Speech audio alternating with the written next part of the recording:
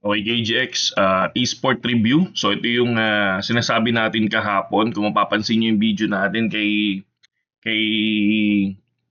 Fight, sabi natin, i-check nyo din si Esport, no? Kasi possible mag-bounce. Okay?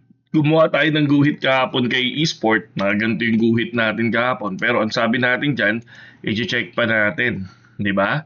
I-check pa natin yung possible na magiging galaw niya kasi nasa 5 minutes tayo. So, bubuo tayo ng structure.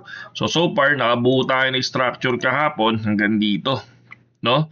So, bumulan tayo ng triangle dyan at biglang nagulat ako, nagkaroon ng volume.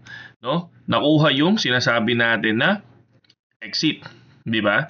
So, ang laki niya, no? Kung titingnan nyo, kung nakasabay tayo dyan, no? Kasi ako, every time na nag-i-in ako, lagi lang akong 20% rule, 30% rules kasi minsan may ginagawa ako. Ang ginagawa ko kasi, pupunta ako sa bukid, tapos pupunta ako dun sa pinapaayos nating bed space.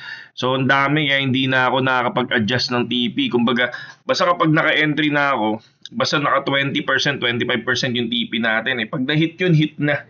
So wala na, hindi na ako naka-adjust, no? Pero kung bantay ko to, ina-adjust ko sa break even yan pag naka 20. Adjust ng break even para makakuha tayo ng mas mataas na percentage kung lilipad, no? So, ayun, yung nakikita natin. And ngayon, ang tinitingnan ko ngayon ay si Fight ulit.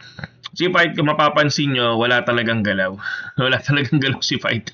Kumbaga, ano pa rin siya, kumbaga bumubuo pa rin siya ng sarili niyang structure.